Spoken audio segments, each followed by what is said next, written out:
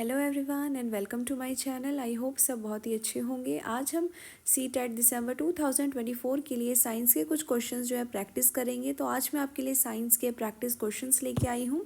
इसमें पेडागोजी नहीं, आपको कंटेंट देखने को मिलेगा और ये जो कंटेंट है बहुत ही ज़्यादा A1 क्वालिटी का है। बहुत ही बढ़िया तरीके से आपके कंटेंट को कंडेंस फॉर्म में कवर करवाएगा। ये जो क्वेश्चन है बहुत ही ज़्यादा यूज़फुल रहेंगे आपके लिए। ये चीज़ मैं रिपीट इसीलिए कर रही हूँ ताकि आप इस वीडियो को कंप्लीट देखें और इस वीडियो का जो एसेंस है वो आप तक पहुँच पाए।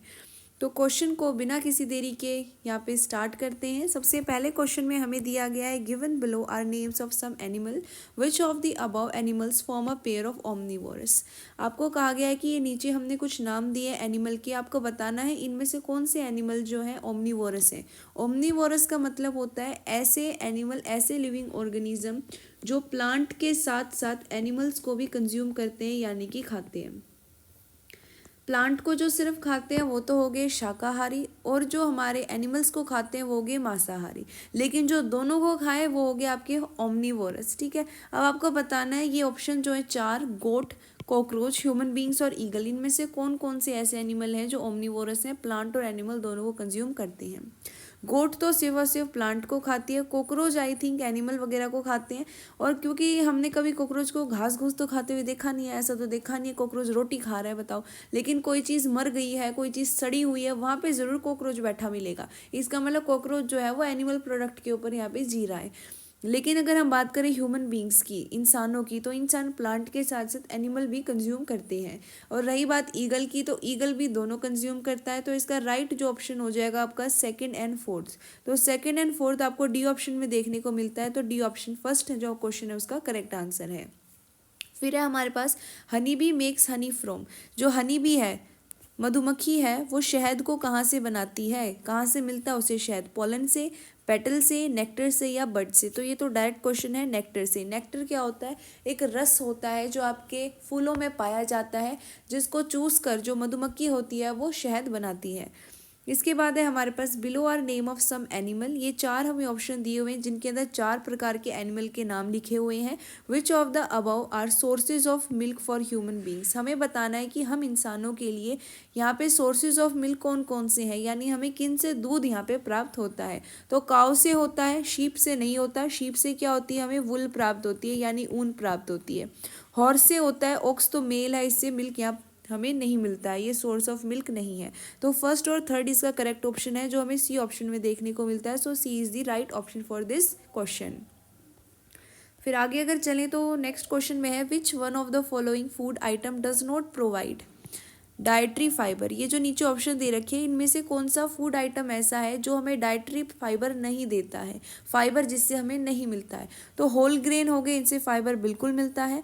होल पल्सेस, दालें हो गई, इनसे मिलता है। फ्रूट एंड वेजिटेबल तो बहुत ही ज़्यादा रिच सोर्स है डाइट्री फाइबर का, तो इन तीनों से हमें फाइबर मिलता है। लेकिन मिल्क से हमें फाइबर नहीं मिलता है। तो इसका जो ऑप्शन नंबर डी है वो बिल्कुल सही हो जाएगा, क्योंकि हमसे पूछा था डाइट्री फाइबर किससे नहीं मिलता है, तो milk is the correct option.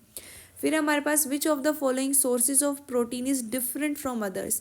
Different यानी ये जो हमें चार ऑप्शन दिए हुए हैं, एक इनमें से बाकियों से भिन्न है, अलग है, डिफरेंट है। तो यहाँ पे हमें करना क्या है, जो ऑड वन है उसे फाइंड करके टिक करना है, वही हमारा आंसर हो जाएगा। तो पहले हम चारों ऑप्शन को पढ़ते हैं। पहले ऑप्शन में दिया है पीज यानी मटर, फिर दिया है ग्राम, ग्राम का मतलब हो गए यहाँ पे हमारे चने, और सोयाबीन हमें पता ही है, और कॉटेज चीज़ यानी पनीर। तो चारों के चारों जो हैं वो प्रोटीन का सोर्स हैं।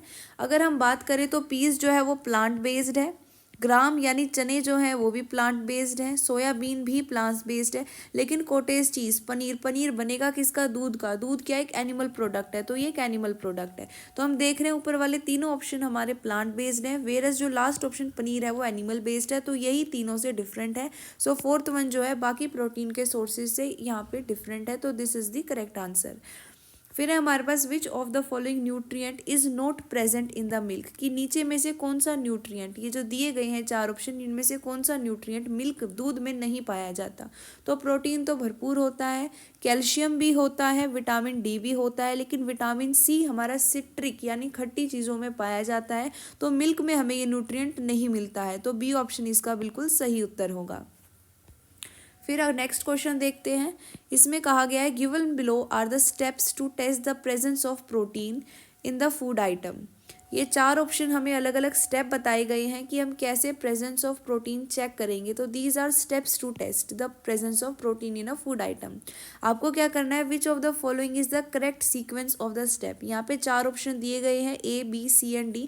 इनमें कुछ सीक्वेंस वाइज इन जो ऑप्शन है इनको रखा गया है, आपको बताना है कौन सा करेक्ट यहाँ पे सीक्वेंस है। तो अगर आप चारों ऑप्शन को पढ़ोगे तो आप देखोगे सबसे पहले ऑप्शन में कहा है take a small quantity of food item in a test tube. Test tube में थोड़ा सा फूड आइटम की क्वांटिटी लेनी है, उसमें 10 ड्रॉप ऑफ वाटर मिलाना है और उसके बाद उसको शेक करना है यानी मिलाना है। सेकंड में कहा गया है कि मेक अ पेस्ट और powder of food to be tested, जिसे टेस्ट करना है उसका पाउडर या पेस्ट बनाओ। तो ये चीज़ हमारी सबसे पहले होनी चाहिए कि सबसे पहले उस चीज़ का पेस्ट बनेगा तभी उसको टेस्ट किया जाएगा। फिर है add 10 drop of caustic soda to the solution to the test tube and shake well. और फिर है हमारा 2 ड्रॉप ऑफ CuSO4 यानी copper sulphate solution to it. अगर आपको पता है कि प्रेजेंस ऑफ प्रोटीन कैसे टेस्ट किया जाता है, आप देखते ही बता दोगे कि सबसे पहले हमें क्या करना है, फूड आइटम का पेस्ट या पाउडर बनाना है। फिर उसकी कुछ क्वांटिटी हमें क्या करनी है, टेस्ट ट्यूब में लेनी है और उसके अंदर 10 ड्रॉप जो है वो वाटर के मिलाने हैं और उसको अच्छे से फिर शेक करना है। इसके बाद क्या करना है हमें, उसके बाद हमें यहाँ पे 2 drop of copper sulphate solution डालनी है हमारी टेस्ट ट्यूब में। तो थर्ड पे हमारा फोर्थ आ जाएगा। फिर हमें क्या करना है, इसमें कॉस्टिक सोडा का सॉल्यूशन जो है वो 10 ड्रॉप डालना है। इनकी ड्रॉप भी कई बार पूछ लेते हैं। तो CuSO4 जो है वो हमें सिर्फ 2 ड्रॉप डालनी है, वेरस कॉस्टिक सोडा में 10 ड्रॉप डालना है। तो ये लास्ट स्टेप हो जाएगा। तो आपको इस तरीके से ये सीरीज देखने को मिलेगी। तो इसका करेक्ट सीक्वेंस हमारे पास क्या हो जाएगा, सबसे पहले हमारे पास आएगा सेकंड ऑप्शन। हमारे पास यहाँ पे तो फर्स्ट दे रखा है तो ये तो बिल्कुल गलत हो गया है। यहाँ पे 4 दे रखा है, ये भी गलत हो गया। सेकंड के बाद हमारे पास आएगा फर्स्ट, फर्स्ट के बाद आएगा थर्ड और उसके बाद हमारे पास आएगा फोर्थ ऑप्शन। तो अगर आप देखते हो तो ये आपका करेक्ट ऑप्शन है C। तो ये आपका बिल्कुल सही उत्तर हो गया यहाँ से। इसके बाद नेक्स्ट जो क्वेश्चन है वो देखते हैं। Paheli wants to present her friend a gift made of plant fibre. Paheli क्या है, अपनी फ्रेंड को एक गिफ्ट देना चाहती है, एक प्रेजेंट देना चाहती है। किसका बना हुआ प्रेजेंट, प्लांट फाइबर का। विच out of the following will she select, इनमें से वो क्या खरीदेगी कि वो अपनी फ्रेंड को गिफ्ट दे सके। कंडीशन ये है कि गिफ्ट क्या होना चाहिए, प्लांट फाइबर होना चाहिए। सबसे पहला ऑप्शन है जूट बैग, फिर है वुल शॉल। तो जूट जो है वो हमें प्लांट से मिलता है, वुल जो है हमें शीप से यानी एनिमल से मिलती है। सिल्क साड़ी, ये सिल्क वॉर्म से मिलता है कीड़ों से, तो वो भी एनिमल की कैटेगरी में आ गए। नाइलॉन जो है वो हमारा आर्टिफिशियल है यानी मैन मेड है। इसे प्लांट फाइबर चाहिए तो वो जूट का बैग यहाँ पे सिलेक्ट करके अपनी फ्रेंड को गिफ्ट देगी। 11th क्वेश्चन हमें कहता है which statement out of the following is incorrect, कि इनमें से कौन सा ऑप्शन जो है वो इनकरेक्ट है। सबसे पहला ऑप्शन है use of charkha was popularised by Mahatma Gandhi as a part of independence movement. ये बिल्कुल सही है। इसके बाद है in India jute is mainly grown in Kerala and Punjab. ये स्टेटमेंट आपकी इनकरेक्ट है, क्योंकि जो जूट है वो मेनली आपका वेस्ट बंगाल, बिहार, असम इस साइड में उगाया जाता है, ना कि केरला और पंजाब में। फिर है to make fabric the fibre are first convert into yarn. ये भी बिल्कुल सही है। और हमारे पास सूफी संत कबीर वॉज अ वीवर, ये भी बिल्कुल सही है। तो ये जो हमें पूछा था इनमें से इनकरेक्ट स्टेटमेंट कौन सी है, तो वो बी है। तो इस क्वेश्चन के अकॉर्डिंग हमारा बी जो है वो बिल्कुल करेक्ट ऑप्शन हो जाएगा। 12th क्वेश्चन हमें कहता है which of the following materials did people use in ancient time for making clothes, कि पुराने टाइम में, एंशियंट टाइम में, जो बहुत पहले का टाइम है, उस समय इंसान जो है किससे कपड़े बनाया करता था, क्या मटेरियल, क्या पदार्थ यहाँ पे इस्तेमाल करता था। तो लीव्स ऑफ ट्रीज, ये हमने बहुत बार मूवीज में भी देखा है, पत्ते बांध के आ जाते हैं लोग, तो बिल्कुल करेक्ट है। ठीक है। इसके बाद है न्यूज़पेपर, उस टाइम होते ही नहीं थे। मेटल की फॉइल्स नहीं होती थी। एनिमल की स्किन मौजूद थी और फर, उनके बाल भी मौजूद थे ताकि वो ठंड से बचे रहे। तो first and fourth are correct options. तो आपको देखना है फर्स्ट एंड फोर्थ किस में दिया है, डी ऑप्शन में। तो D is the correct option. इसके बाद है 13th क्वेश्चन। इसमें कहा गया है which of the following is not a natural fibre, इनमें से कौन सा नेचुरल फाइबर नहीं है।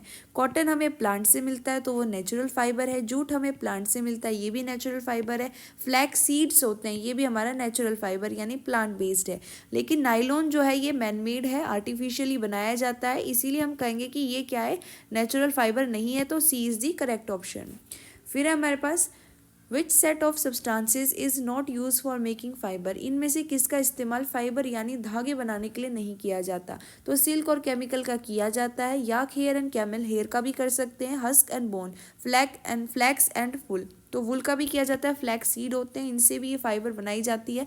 रही बात बोन्स की और हस्क की, जो हस्क है वो भूसा हो गया है और बोन्स हड्डियाँ, इनसे हमारा कोई फाइबर कोई धागा नहीं बन सकता है। तो इसका जो सी ऑप्शन है वो बिल्कुल सही है। इसमें पूछा था कि नहीं बना सकते जिससे फाइबर, तो हड्डियों से और भूसे से हम नहीं बना सकते। उसके बाद 15th क्वेश्चन कहता है Boojho went to a cloth shop. जो बूजो है वो एक कपड़े की दुकान में जाता है। There he found a fabric, वहाँ पे उसे एक फैब्रिक मिलता है। Which was smooth to touch, उस फैब्रिक की क्या क्या क्वालिटीज़ है, वो बहुत ही ज़्यादा स्मूथ है, वाइब्रेंट कलर है उसके, और शाइनी है वो। द फैब्रिक कुड बी, क्या हो सकता है, देखो जो कॉटन है वो इतनी शाइन नहीं करता है, और वुल जो है वो इतना स्मूथ नहीं होगा, और वो शाइन भी नहीं करेगा इतना, और जूट भी इतना शाइनी नहीं होता है, even it is not smooth to touch. रही बात सिल्क की, तो जो सिल्क है वो वाइब्रेंट कलर्स के भी होते हैं, सिल्क की साड़ी बहुत सुंदर होती है, स्मूथ तो बहुत ही ज़्यादा होती है और शाइनी भी बहुत ज़्यादा होती है, तो सिल्क जो है इसका बिल्कुल करेक्ट आंसर है।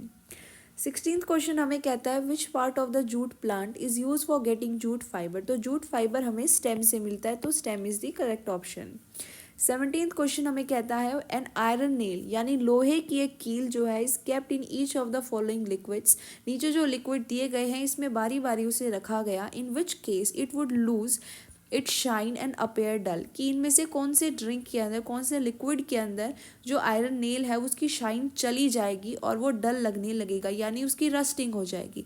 तो ऑयल के अंदर क्या होता है, ग्रीजिंग होती है। अगर हमें किसी चीज़ का ऑक्सीडेशन से प्रिवेंशन करना है, यानी किसी चीज़ को बचाना है ताकि वो ऑक्सीडाइज ना हो, वो बचा रहे, उसकी शाइन ना चली जाए, जैसे आयरन के गेट होते हैं, हम उन पर ऑयल लगा देते हैं, पेंटिंग करवा देते हैं ताकि वो रस्ट ना हो, वो डल ना लगे, उनकी शाइन ना चली जाए। तो अगर आप लोहे की कील को भी अगर ऑयल के अंदर डिप करते हैं, जैसे kerosene is also an oil, तो केरोसिन भी क्या एक ऑयल ही है, तो ऑयल के अंदर इसकी शाइन बिल्कुल नहीं जाएगी, ये डल नहीं लगेगा। लेकिन सॉफ्ट ड्रिंक के अंदर क्या होगा, इसके अंदर गैसेस प्रेजेंट होती हैं जिसके कारण ये रस्ट हो जाएगा ड्यू टू केमिकल रिएक्शन। तो सॉफ्ट ड्रिंक इसका करेक्ट ऑप्शन है कि सॉफ्ट ड्रिंक के अंदर अगर हम आयरन नेल को डाल देते हैं तो उसकी शाइन भी चली जाएगी और वो डल भी लगने लगेगा। फिर 18th क्वेश्चन के अंदर हमें कहा गया pick one material from the following which is completely soluble in water. हमें बताना है ये जो नीचे ऑप्शन दिए गए हैं चार, इनमें से कौन सा पदार्थ पानी में पूरी तरीके से घुल मिल जाएगा। चॉक पाउडर नहीं घुलेगा, नीचे बैठ जाएगा, so it is not the right option for this question. Tea leaves अलग हो जाएंगी। सॉ डस्ट भी मिट्टी की तरह नीचे जम जाता है, तो ये भी नहीं है इसका करेक्ट ऑप्शन। लेकिन ग्लूकोज जो है पानी में अच्छे से कम्प्लीटली डिजॉल्व हो जाता है, तो सी इसका बिल्कुल करेक्ट ऑप्शन है। देन 19th क्वेश्चन हमें कहता है you are provided with the following material. हमारे पास ये मटेरियल है, क्या क्या है हमारे पास देखते हैं। मैग्नीफाइंग ग्लास है, हमारे पास मिरर है, हमारे पास स्टेनलेस स्टील की एक प्लेट है और ग्लास टम्बलर है। Which of the above material will you identify as transparent. हमें बताना है इन चारों में से कौन से मटेरियल ट्रांसपेरेंट है, यानी जिनके आर पार हम देख सकते हैं। तो ग्लास अगर शीशा है तो उसके आर पार हम देख सकते हैं, लेकिन मिरर जो होता है हम उसमें अपना फेस देख सकते हैं, लेकिन पीछे वाली साइड से हमें कुछ नज़र नहीं आता क्योंकि हम मिरर के आर पार नहीं देख सकते। वैसे ही स्टील की अगर जो प्लेट होगी उसमें हमें हमारा फेस तो दिख जाएगा लेकिन उसके आर पार हम नहीं देख सकते, तो ये भी ट्रांसपेरेंट नहीं है। वेरस जो ग्लास टम्बलर है उससे हम आर पार देख सकते हैं। तो फर्स्ट एंड फोर्थ जो ऑप्शन है वो दोनों ही ट्रांसपेरेंट है। तो फर्स्ट एंड फोर्थ जो है हमें देखने को मिलता है यहाँ पे सी ऑप्शन में, तो सी ऑप्शन बिल्कुल करेक्ट है।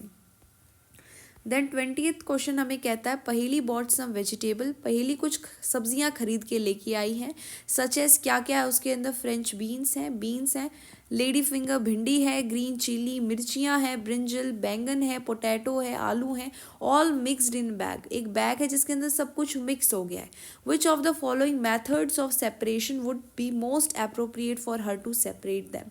इनमें से कौन सा मेथड सबसे बेस्ट रहेगा सब्जियों को अलग करने के लिए। देखो विनोइंग के अंदर क्या होता है, जैसे अगर गेहूं साफ किए जाते हैं तो जो गेहूं के छिलके होते हैं अगर आप उसे इस तरीके से ऊपर से नीचे की ओर डालते हो और खासकर फैन वगैरह ऑन करके, तो होगा क्या कि वो छिलके वगैरह उड़ जाएंगे और गेहूं वेट के कारण नीचे गिर जाएगा, तो ऐसे सेपरेशन हो जाएगी। तो विनोइंग तभी काम करता है जब दो चीज़ें इस तरीके से मिक्स है, एक का वेट ज़्यादा और एक का कम है। तो यहाँ पे वेजिटेबल्स को अगर आप ऊपर से नीचे हवा में भी डालोगे, ऐसी कोई वेजिटेबल नहीं है इतनी हल्की कि वो उड़ जाएगी, तो विनोइंग से ये अलग अलग नहीं होंगे। सीविंग मतलब छानना, छानने से भी अलग नहीं होंगे। अगर आप छानोगे तो आलू और जो आपकी यहाँ पे आप कह सकते हो बैंगन है वो कैसे अलग अलग होंगे, it is not possible. Threshing का मतलब होता है यहाँ पे आप पीट पीट के उन्हें अलग कर रहे हो, ये भी नहीं होगा। लेकिन हैंड पिकिंग, आप हाथ से अलग अलग उन्हें कर सकते हो। तो hand picking will the best method for separation of these vegetables which are mixed in a bag, ठीक है। फिर 20th क्वेश्चन आता है, 21 आता है हमारे पास। Boojho's grandmother is suffering from diabetes. Boojho की दादी को क्या है भाई, डायबिटीज़ हो गया है। हर doctor advise her to take lassi. उसकी डॉक्टर ने कहा कि भाई आप लस्सी ले सकते हो, लेकिन उसके अंदर जो फैट का कंटेंट है वो कम होना चाहिए। तो आपको पता है लस्सी के अंदर जो मक्खन होता है टेस्टी टेस्टी, उसी के कारण फैट कंटेंट होता है। तो इसकी दादी को वो मक्खन नहीं लेना है। Which of the following method would be most appropriate for Boojho to prepare it. यानी किस तरीके से बूजो एक ऐसी लस्सी तैयार करे जिसके अंदर मक्खन ना हो। तो हमें क्या करना है, उस लस्सी को मथ देना है, भिगो देना है, ताकि वो जो मक्खन है वो सेपरेट हो जाए लस्सी से। तो फैट ऑटोमेटिकली वहाँ पे ख़त्म हो जाएगा, कंटेंट उसका कम हो जाएगा। तो इस प्रोसेस को जिसमें हम लस्सी को मथते हैं उसे हम चर्निंग कहते हैं। तो churning will be the right method. 22 question हमें कहता है भाई which of the following mixture would be you able to separate using method of filtration. आप फिल्ट्रेशन से किसको अलग कर सकते हो। देखो पानी और तेल को अलग नहीं किया जा सकता छानने से, लेकिन कॉर्नफ्लेक इन मिल्क, कॉर्नफ्लेक अलग हो जाएंगी और मिल्क जो दूध है वो नीचे चला जाएगा। तो ये बिल्कुल सही है। सॉल्ट को वाटर से अलग नहीं किया जा सकता फिल्ट्रेशन से, शुगर और मिल्क को भी इस तरीके से नहीं किया जा सकता। तो बी इसका बिल्कुल करेक्ट ऑप्शन है। 23rd क्वेश्चन कहता है which amongst the following method would be the most appropriate to separate grains from bundles of stalks. कि जो हम कटाई करते हैं फसल की उस समय किस तरीके से आप ये जो ग्रेन है, अनाज है, उसे अलग करोगे। वो जो उसका बाकी का बचा हुआ एक्स्ट्रा पार्ट है उससे, तो उसे पीट पीट के किया जाता है। और पीट पीट के करने को मैंने अभी बताया था, उस प्रोसेस को हम थ्रेशिंग कहते हैं। तो डी ऑप्शन आपका बिल्कुल करेक्ट है। 24th क्वेश्चन में आता है 4 मिक्सचर्स आर गिवन बिलो। 4 अलग अलग प्रकार के मिश्रण मिक्सचर्स आपको दिए गए हैं। पहले मिक्सचर है किडनी बीन्स एंड चिकपीस का। किडनी बीन्स हो गए राजमा और चिकपीस हो गए आपके बड़े वाले छोले। पल्सेस एंड राइस की अगर हम बात करें तो दाल और जो चावल है वो मिले हुए हैं आपस में। राइस फ्लेक्स एंड कॉर्न, यानी कि जो मुरमुरा होता है वो मिक्स है किसके साथ, कॉर्न के साथ, मक्का के साथ। पोटैटो वेफर्स हैं, चिप्स हैं और बिस्किट हैं। तो आपको इस तरीके से इन्हें सेपरेट करना है कि विनोइंग की हेल्प से, यानी हवा के भाव की मदद से ये अलग हो जाएं। तो कौन कौन से अलग हो सकते हैं। तो देखो राजमा और जो छोले हैं बराबर वेट के नहीं होंगे। दाल और जो राइस है दोनों एक वेट के हैं, ये भी नहीं होंगे हवा से। लेकिन राइस फ्लेक और कॉर्न की बात करें तो मक्का भारी है और जो मुरमुरे हैं वो हल्के हैं। तो हवा के कारण दोनों अलग अलग हो जाएंगे। तो थर्ड ऑप्शन अलग हो जाएगा विनोइंग से। Potato wafers and biscuit, biscuit जो है हैवी हो और जो पोटैटो वेफर चिप्स होती हैं वो हल्की होती है। तो हवा से उन्हें भी अलग किया जा सकता है। तो थर्ड एंड फोर्थ जो है इसका बिल्कुल करेक्ट ऑप्शन है, जो हमें डी ऑप्शन में देखने को मिलता है। 25th क्वेश्चन आता है while preparing chapatis Paheli found that the flour to be used was mixed with wheat grains. Which out of the following is the most suitable method to separate the grain from the flour. अब इसमें क्या बताया गया है कि जो पहेली है वो रोटियां बना रही थी, उसने देखा जो आटा है उसके अंदर कुछ गेहूं जो है वो पड़े हुए हैं। अब इनमें से कौन सा मेथड लगाए वो, ताकि गेहूं को और आटा जो है उसे अलग अलग कर सके। अगर वो पीटेगी भाई, आटे को पीटेगी तो क्या फ़ायदा, बिल्कुल भी अलग नहीं होंगे, रहेंगे वहीं पे। छानने से अलग अलग हो जाएंगे। छानने से होगा कि आटा नीचे छन जाएगा, लेकिन जो व्हीट ग्रेन है, जो हमारे पास क्या है, गेहूं है बचे हुए, वो अलग हो जाएंगे। तो छानना बिल्कुल करेक्ट ऑप्शन है। आप हवा में उड़ाओगे आटा सारा उठ जाएगा, उसको इकट्ठा कैसे करोगे, फिल्ट्रेशन हम कर नहीं सकते यहाँ पे, ठीक है। तो सीविंग छानने की हेल्प से हम यहाँ पे अलग कर सकते हैं दोनों को। 26 क्वेश्चन आता है pick the change that can be reverse from the following. इनमें से रिवर्सिबल चेंज कौन सा है। कटिंग द ट्री, एक बार पेड़ काट दिया तो वापस जोड़ोगे कैसे। बर्निंग ऑफ कैंडल, अगर कैंडल जल ही गई है तो वापस कैसे लाओगे। अगर इसमें मेल्टिंग ऑफ कैंडल लिखा होता तो उसको चेंज कर सकते थे, लेकिन वो बर्न हो चुकी है यहाँ पे। ब्लूमिंग ऑफ फ्लावर, एक बार फ्लावर खिल गया है तो उसे वापस नहीं बंद कर सकते। लेकिन मेल्टिंग ऑफ घी, एक बार आपने घी को पिघला दिया वो कुछ टाइम के बाद जम जाएगा, फिर पिघला दो, फिर जमा दो, फिर पिघला दो, फिर जमा दो। तो ये जो हमारा प्रोसेस है ये रिपीट होता रहेगा, रिवर्स होता रहेगा। तो बी बिल्कुल करेक्ट ऑप्शन है। 27th क्वेश्चन में कहा गया है which of the following change can not be reverse. किसे रिवर्स नहीं किया जा सकता। फ्रीजिंग ऑफ आइसक्रीम, आइसक्रीम जम गई पिघल गई वापस जमा दो। ओपनिंग ऑफ डोर, एक बार खोल दिया वापस से बंद कर दो, वापस से खोल दो, रिवर्स हो गया। मेल्टिंग ऑफ चॉकलेट, मेल्ट होगी वापस फ्रीजर में जमा दो, फिर से होगी। लेकिन एक बार सीमेंट हार्ड हो गया तो वापस उसे पहले जैसा नहीं किया जा सकता। So hardening of cement is not a reversible change, इसे हम रिवर्स नहीं कर सकते। अब 28 क्वेश्चन हमें कहता है भाई an iron ring is heated, कोई आयरन की रिंग है इस प्रकार से जिसे गर्म किया जाता है। Which of the following statement about it is incorrect, कौन सी गलत स्टेटमेंट है। द रिंग एक्सपेंड्स, क्या रिंग जो है वो बढ़ जाएगी, हाँ बिल्कुल बढ़ जाती है। जब भी आयरन की रिंग को गर्म किया जाता है उसका साइज थोड़ा सा बढ़ जाता है। The ring almost come to the same size on cooling, ये भी बिल्कुल सही है, जब ठंडी होगी तो एक्चुअल साइज में आ जाएगी।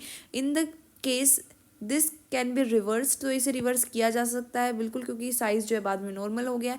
The ring changes it shape and the change can not be reverse, ये गलत है। तो हमें गलत ही पूछा था, तो डी ऑप्शन यहाँ पे करेक्ट हो जाएगा, क्योंकि यहाँ पे कहा से रिवर्स नहीं किया जा सकता, वेयर एज हम इसको रिवर्स कर सकते हैं। 29th क्वेश्चन हमें कहता है वाइल लाइटनिंग अ कैंडल, एक कैंडल को जलाते समय पहली ऑब्जर्व द फॉलोइंग चेंजेस, उसने नीचे जो है वो चेंजेस यहाँ पे ऑब्जर्व किए हैं। Wax was melting, candle was burning, size of the candle was reducing, melted wax was getting solidified. तो इसके अंदर ये हमें बताया गया है भाई, इसके ऑप्शन हमें या क्वेश्चन हमें यहाँ पे क्लियर है नहीं, तो इस क्वेश्चन को यहाँ पे हम एलिमिनेट कर देते हैं। यहाँ पे हम एग्जैक्टली नहीं जान पा रहे हैं कि हमसे पूछना क्या चाह रहे हैं, ठीक है। तो 30 क्वेश्चन पे चलते हैं directly. Which of the following combination of features would you observe in a grass, जो ग्रास होते हैं, घास होती है, उसमें किस प्रकार का फीचर हमें देखने को मिलता है। तो आपको पता ही होना चाहिए कि भाई जो घास है इसके अंदर क्या होता है, इस तरीके की पत्तियां होती हैं, मान लो ऐसी पत्ती है तो इस पर इस तरीके से हमें दिखाई देता है। तो होगा क्या कि इसकी पैरेलल वेनेशन है पत्तियों की, लीव्स की, और इसकी रूट कैसी होती है, इस प्रकार से फाइब्रस रूट होती है। आपने घास वगैरह निकाल के देखी होगी तो आपको बिल्कुल अच्छे से पता होगा। 31 क्वेश्चन कहता है which of the following is correct match between the characteristic of stem and the category of plant, इनमें से करेक्टली मैच कौन सा है। तो क्रीपर क्या होता है, एक वीक स्टेम होती है इसकी, जिसे हम सीधा नहीं खड़ा कर सकते, इसमें इतनी ताकत नहीं होती है, बहुत ही वीक होती है, और वो सहारा लेके चढ़ता है, बिल्कुल सही है। आगे भी देख लेते हैं। ग्रीन टेंडर स्टेम श्रब की नहीं होती है। Thick hard stem with branching near base, base बिल्कुल पास में नीचे थोड़ी ब्रांच निकलती है, तो हमारे श्रब वगैरह में निकलती है। Thick hard stem with branches high on plant, ये हमारे ट्री में होता है, तो ये गलत है, तो फर्स्ट ऑप्शन बिल्कुल सही है।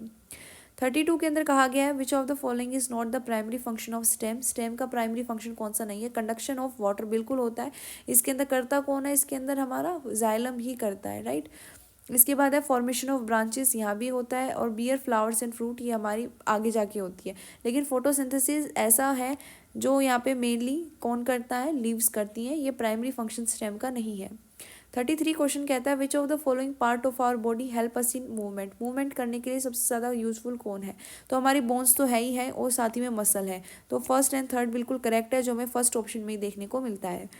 34 क्वेश्चन कहता है which of the following joint is immovable, कौन सा जॉइंट ऐसा है जिसे हम मूव नहीं कर सकते। तो वो होता है हमारा स्कल यानी हमारी खोपड़ी, और ऊपर वाला जबड़ा यानी अपर जॉ, तो इसका सी ऑप्शन बिल्कुल सही है।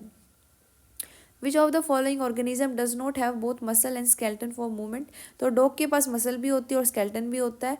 और रही बात स्नेल, तो स्नेल के पास भी है, ह्यूमन बींग के पास है ही। अर्थवॉर्म ऐसे होते हैं जिनके पास स्किन होती है मेन, ये रेस्पिरेशन यानी सांस लेने की प्रक्रिया भी अपनी स्किन से करते हैं, सी ऑप्शन बिल्कुल करेक्ट है।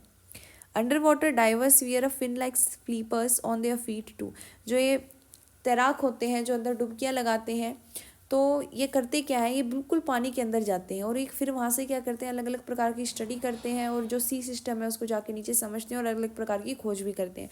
तो ये क्या करते हैं, इस प्रकार के बड़े बड़े ऐसे पैरों के अंदर पहन लेते हैं। अब ये पहनते क्यों है, ये मछली जैसा दिखने के लिए पहनते हैं, ऐसा तो बिल्कुल नहीं है। मछली जैसा दिख के करना क्या है इन्हें अंदर, swim easily in water, swimming से आराम से की जा सकती है। Walk on water surface, walk over the bottom of sea surface, तो एक्चुअली इनका काम ये होता है कि हम आसानी से ताकि तैर सकें नीचे, जैसे जैसे प्रेशर जो है वो कम होता जाएगा वैसे वैसे ज़्यादा शक्ति की ज़रूरत पड़ती है, तो ताकि हम कम एनर्जी के अंदर ज़्यादा दूर तक तैर सकें, इसी वजह से इन्हें पहना जाता है। तो ए ऑप्शन आपका करेक्ट है। तो अब हमारा आता है 37 क्वेश्चन, इसमें कहा गया है snail moves with the help of it, snail किसकी हेल्प से मूव करता है। तो स्नेल जो है इसके मस्कुलर फुट होते हैं, इनके कारण ये आगे मूवमेंट कर पाता है। How many muscle work together to move a bone, 38 question में कहता है कितनी मसल की आवश्यकता होती है हमें ताकि हम एक हड्डी को हिला सकें। तो कम से कम हमें यहाँ पे दो मसल जो है उनका इस्तेमाल करना पड़ता है, ताकि हम जो हमारी एक हड्डी को, एक बोन को हिला सकें, मूव कर सकें। इसके बाद 39 क्वेश्चन कहता है observe the picture given in figure 11.1, ये 11.1 एक फिगर है, इसे ध्यान से देखो और बताना क्या है ये देखो 40 क्वेश्चन नहीं है, ये इसका ही पार्ट है। A patch of light is obtain at B. अब इसमें बताया गया है कि एक पैच ऑफ लाइट यहाँ पे बी पे ऑब्टेन होता है when torch is lighted as shown. जब इस तरीके से टॉर्च मारते हैं तो ए से रिफ्लेक्ट होकर इस तरीके से बी पे भी क्या हो रहा है, एक लाइट का हमें पैच सा दिखाई दे रहा है। Which of the following is kept in position A to get this patch of light. आखिर यहाँ पे ए की जगह क्या रखा हुआ है कि लाइट जो है सिर्फ रिफ्लेक्ट कर पा रही है। तो यहाँ पे वुडन अगर बोर्ड होगा तो लाइट जो है वो रिफ्लेक्ट नहीं करेगी। ग्लास शीट रखी होगी तो भी यहाँ पे इतना रिफ्लेक्शन हमें देखने को नहीं मिलेगा। ठीक है, शीट ऑफ वाइट पेपर होगी तो भी नहीं मिलेगा। लेकिन अगर मिरर होगा तो क्या होगा, यहाँ पे स्मूथ मिरर होगा यहाँ पे, तो इस तरीके से रिफ्लेक्शन, अगर इंसिडेंट रे आ रही है तो इस तरीके से रिफ्लेक्शन भी होगा। तो ये इंसिडेंट रे आ रही है तो इधर हमारे रिफ्लेक्शन देखने को मिलेगा। तो ए के स्थान पे हम मिरर यहाँ पे टिक करेंगे कि यहाँ पे क्या है, मिरर रखा हुआ है। 41 क्वेश्चन हमें कहता है filament of a torch bulb is, कि फिलामेंट जो होता है एक टॉर्च बल्ब में वो क्या होता है। एक मेटल का केस नहीं होता है, वो मेटल की टिप भी नहीं होती और दो थिक वायर्स बिल्कुल नहीं होते हैं, बिल्कुल ही थिन वायर होता है। तो डी ऑप्शन बिल्कुल सही है। फिर 42 क्वेश्चन कहता है पहेली is running short of connecting wire. जो पहेली है भाई कुछ बना रही थी और अब इसके पास जो वायर्स हैं, तार हैं, इसकी कमी आ गई है। अब ये क्या करे, आपसे ये पूछा जा रहा है कि इस वायर की जगह क्या रख दे। To complete an electric circuit, electric circuit को कंप्लीट करने के लिए शी में यूज़ ए, यानी ये वायर की जगह क्या रखे इनमें से कि इसका सर्किट कंप्लीट हो जाए। ग्लास बैंगल रखने से तो होगा नहीं, धागा रखने से होगा नहीं, रबड़ जो इंसुलेटर है इसको रखने से होगा नहीं, लेकिन जो स्टील की स्पून है इसे रखने से होगा क्या, इसका सर्किट कंप्लीट हो जाएगा। 43 क्वेश्चन कहता है in which of the following case evaporation of water will be slow है। सबसे कम एवोपरेशन इनमें से किस केस में होगा। तो सबसे पहले ये पता होना चाहिए कि एवोपरेशन जो है वो एक सरफेस फिनोमिना है, यानी जितना ज़्यादा सरफेस उतना ज़्यादा आपका एवोपरेशन होगा, जितना कम सरफेस उतना स्लो होगा। अगर ट्रे पे रखोगे तो होगा क्या, एवोपरेशन जल्दी होगा, सरफेस बढ़ गया, तो ये ऑप्शन गलत है। केटली में रखोगे तो सरफेस थोड़ा सा तो कम हुआ है। Glass of water bucket, bucket जो है बड़ा हो गया और जो ग्लास है इससे बड़ी केटली होगी, तो सबसे कम किस में होगा, ग्लास में एवोपरेशन हमें देखने को मिलेगा। 44 क्वेश्चन कहता है transpiration is a process in which. अब ट्रांसपीरेशन में होता क्या है कि जैसे हमें पसीना आता है वैसी जो हमारे पास पेड़ पौधे होते हैं इनका जो पसीने का प्रोसेस होता है इसे हम ट्रांसपीरेशन कहते हैं, जिसमें ये वाटर वेपर को रिलीज करते हैं। इसी कारण होता क्या है कि जब हम सुबह उठते हैं तो हम देखते हैं ओस की तरह कई बार पड़ा हुआ भी मिलता है हमें पानी, किसके ऊपर, सरफेस ऑफ लीव्स के ऊपर। फिर 45 क्वेश्चन कहता है क्लाउड्स आर, क्लाउड्स हैं क्या, क्या टाइनी ड्रॉप हैं जो पानी की जो हवा में तैर रही हैं। मिक्सचर ऑफ डस्ट एंड, ये बिल्कुल गलत है, पार्टिकल हैं ये वाटर वेपर की। ठीक है, वाटर वेपर से ही क्लाउड बने होते हैं। 46 क्वेश्चन कहता है वेल आर फेड बाय, जो वेल होते हैं, कुएं आते हैं, इनमें पानी कहाँ से आता है। तो पता ही होना चाहिए आपको, ग्राउंड वाटर से आता है और रेन वाटर से भी आता है, लेकिन दोनों ऑप्शन होते हैं तब दोनों टिक करते, बेस्ट ऑप्शन इसमें ग्राउंड वाटर रहेगा। 47th क्वेश्चन कहता है flood cause extensive damage to. Flood अगर आ जाए तो सबसे ज़्यादा डैमेज किसको होता है, क्रॉप को होता है, प्रॉपर्टी ह्यूमन लाइफ को होता है, डोमेस्टिक एनिमल को होता है, तो सभी को होता है, इसलिए ऑल ऑफ द अबव इसका करेक्ट ऑप्शन है। 48 क्वेश्चन कहता है the method of preparing compost with the help of earthworm, इसे हम क्या कहते हैं, वर्मी कंपोस्टिंग कहते हैं। अब 49 क्वेश्चन में कहा गया if you dump kitchen waste in a pit, कि आपने क्या किया, जो आपके किचन का वेस्ट निकला है उसे एक गड्ढे में डंप कर दिया, दबा दिया है। It may after some time यानी कुछ देर के बाद, कुछ दिनों के बाद, कुछ टाइम के बाद होगा क्या, वो वर्मी कंपोस्ट में कन्वर्ट हो जाएगा। Which of the following activity does not reflect responsible behaviour with regard to waste disposal, यानी इनमें से कौन सा ऐसा तरीका है जो ये दर्शाता है कि आपने रिस्पॉन्सिबल बिहेवियर नहीं दिखाया वेस्ट डिस्पोजल के प्रति, यानी आपने ठीक से वेस्ट को डिस्पोज नहीं किया है। गुड कैरिड पेपर बैग और क्लॉथ बैग, ये बिल्कुल बहुत ही बढ़िया बात है कि आप अपना सामान जो है घर से बैग लेके जाते हो या पेपर बैग्स या क्लॉथ बैग के अंदर रख के लेके आते हो, आप प्लास्टिक का यूज़ नहीं करते हो। Waste collected in polythene bags for disposal. Next है waste separated in those degrade and those that do not, ये भी अच्छी बात है कि जो रिसाइकिल हो सकता है उसे अलग रखो, जो बायोडिग्रेडेबल है उसे अलग रखो। मेकिंग हैंडीक्राफ्ट, ये भी बिल्कुल सही है कि आप यूज़ नोटबुक, उन्हें आप क्या कर रहे हो, एनर्जी बचा रहे हो, आप उन्हें खुद ही हैंडीक्राफ्ट के अंदर कन्वर्ट कर रहे हो। तो इसमें सबसे ज़्यादा गलत जो बात कही गई है कि आप ठीक से वेस्ट को डिस्पोज नहीं कर पा रहे हो, क्योंकि आप क्या कर रहे हो, पॉलीथीन बैग्स को इनके अंदर ही वेस्ट कलेक्ट कर रहे हो और इसी के अंदर डिस्पोज कर रहे हो। तो उससे होगा क्या, पॉलीथीन की जो क्वांटिटी है वो बढ़ जाएगी, प्लास्टिक बढ़ता रहेगा और हमारी पृथ्वी को नुकसान होता रहेगा। जैसे जैसे हमारी ज़िंदगी आरामदायक बनती जा रही है वैसे वैसे इस जो पृथ्वी है इसकी हालत बहुत ही ज़्यादा बुरी होती जा रही है, बिगड़ती जा रही है। So thank you for watching. तो आज हमने कंप्लीट किए यहाँ पे लगभग 50 क्वेश्चन, जिनके ज़रिए हमने किया क्या है, हमारा जो साइंस का कंटेंट है उसे कंप्लीट करने की यहाँ पे बहुत ही बढ़िया तरीके से कोशिश की है। आई होप ये वीडियो आप सब के लिए बहुत ही ज़्यादा यूज़फुल रहेगी। थैंक यू फॉर वॉचिंग और इसी तरीके से अपनी जो पढ़ाई है उसे करते रहिए।